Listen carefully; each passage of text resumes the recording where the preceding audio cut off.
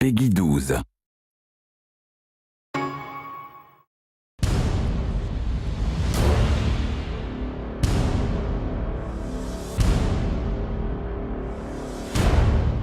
Hi, this is Tim Schwalk, producer on Heroes of Ruin at InSpace, and today we're going to focus on multiplayer gameplay and the Gunslinger. So here I am as a gunslinger in the Frost Reaches in the second half of the game. At this point, the goblins have some information that I really need, but before they'll help me, the goblin chieftain's requiring me to help them with a few of their experiments. The gunslinger is the most mobile of our characters. He's a great ranged character who does decent damage, and he's very good at weakening enemies with debuffs, putting negative effects on them. While he has more health than the Architect, he can become more easily overwhelmed by a group of enemies.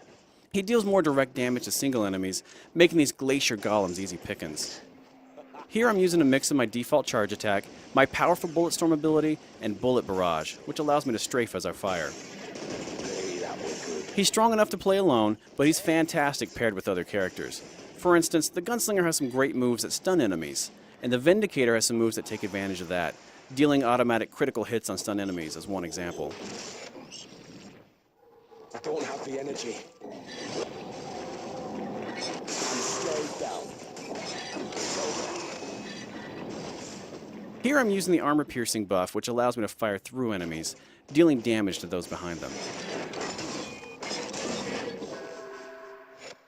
That's what I mean. Excellent. Oh yeah. Oh yeah. Hey, that was good. I'm scaled down. Here you can see how our seamless multiplayer experience works.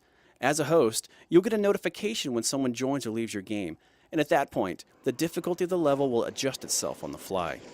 Up to 3 others can join my game, either locally or over Wi-Fi, and these can be either friends or strangers.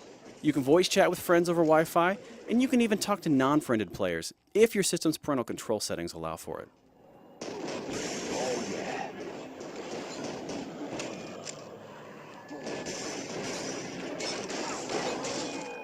Oh yeah.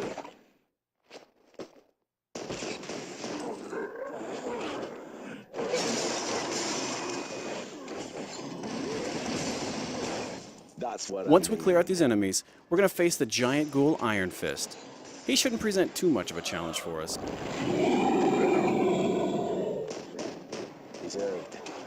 Here's an example of a simple strategy you can use when you combine a ranged character with a melee character.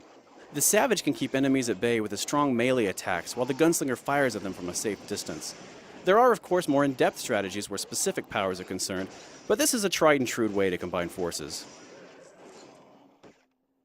At this point, the Goblin Chieftain and his scientists are going to bring together all of the knowledge we've helped them gather through the experiments, and they're going to try and create their very own hero. As with all battles in the game, this one actually becomes more difficult as additional players join the fray. Of course, with additional allies, you open yourself up to all sorts of strategic advantages. Unfortunately, something goes terribly wrong, and we're left to clean up the mess. The Goblin Colossus attacks actually resemble some of the experiments you helped the Goblin Scientists complete. The Goblin Colossus also becomes more dangerous as he nears death. He has a desperation buff that boosts his damage potential when he's low on health. One cool thing to note is that all buffs are shared between party members at certain distances when they're at their max level. Another cool thing is that you can earn benefits by playing with your friends. Heroes of Ruin is a lot of fun when playing alone, but the full potential of the title is unlocked when you join the quest to cure Ataraxis with other gamers.